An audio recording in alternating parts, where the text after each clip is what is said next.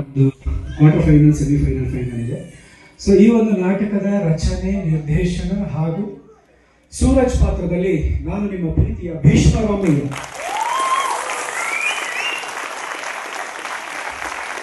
So ಈ ನಾಟಕದ ಬಗ್ಗೆ ತಾವೇನಾದರೂ ಮಾತಾಡೋದು, ಹಾಗೆ ನಮ್ಮ ನಳಿನಿ ಮೇಡಮ್ ಅವರು ಬಂದಿರಬೇಕು ಅಂತ ಅನ್ಕೋತೀನಿ.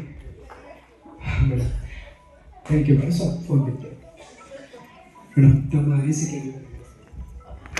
It is very wonderful show.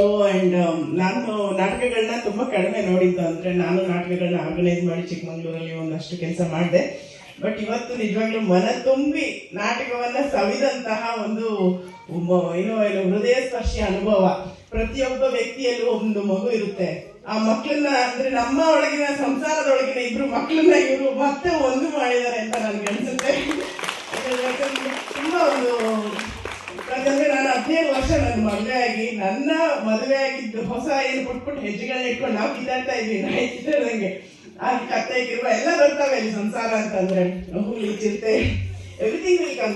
That should be there, no? They showed it and they made it end of the therapy ಅಂತ. ಅವ್ರೇನು ಇಬ್ರು ಕೊನೆಗೆ ತಮ್ಮ ಬದುಕಿನ ಕುಂಬಳೆಗಳನ್ನ ತೊಳ್ಕೊಂಡ್ರು. ಅದಂತೂ ನಿಜವಾಗ್ಲೂ ಎಲ್ಲರೊಳಗೆ ಒಂದು ದುಃಖಿತ ಮಗು ಇರುತ್ತೆ, ತುಂಬಾ ಸುಖವನ್ನು ಬಯಸುವ ಮಗು ಇರುತ್ತೆ.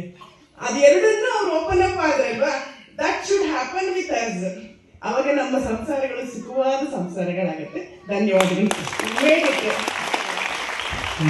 ಹಾಗೆ ನಾಳೆ ಅಯೋಮಯ ಅಂತ ಹೇಳಿ ಮುಖ್ಯ ಭೂಮಿಕೆಯಲ್ಲಿ ಮಾಡ್ತಾರಂತ ಭಾವನೆ